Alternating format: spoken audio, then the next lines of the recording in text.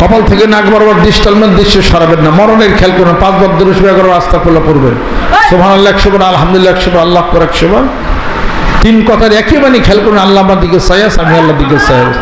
আমি আল্লাহকে দেখে আল্লাহ আমার ডাকের জবাব দেখে, বান্দা আমাকে ডাকটা কানে শোনার চেষ্টা করবেন। এরপর লা ইলাহা ইল্লাল্লাহ 500 বার, মুখে মুখে লা ইলাহা ইল্লাল্লাহ জিকির করবেন, দিলে মানে খেয়াল করবেন আল্লাহ বাদে কেউ মাহবুব দেয়। হাঁটতে চলতে ফিরতে জিকিরটা চালিয়ে যান, কোনো ভাই নাই, কোনো জিকির করবেন না। আপনার পিছনে মরা লাশ যাবে, তো পিছনে যে মানুষ জিকির করবে, আশহাদু আল্লা ইলাহা ইল্লাল্লাহ আশহাদু আন্না মুহাম্মাদান রাসূলুল্লাহ, লা ইলাহা ইল্লাল্লাহ জিকির করবে না?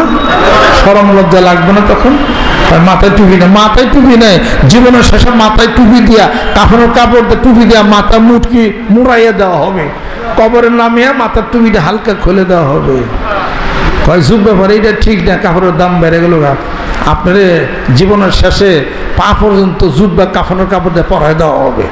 নামাজ পড়বেন না, জীবনের শেষে জানাজার নামাজ পড়াইয়া দেওয়া হবে।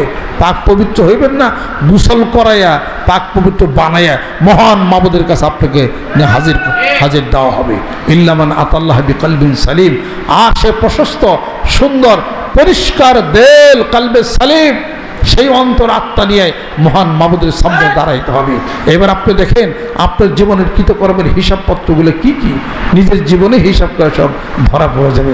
আসেন আল্লাহর জিকির করি, কোরআন শরীফ তেলাওয়াত করি, 5 ওয়াক্ত নামাজ জামাতে আদায় করি, কোরআন শরীফ তেলাওয়াত করি, 2 বেলা জিকির করি। ওই সংসার শান্তি হবে। জোরে কোন সুবহানাল্লাহ।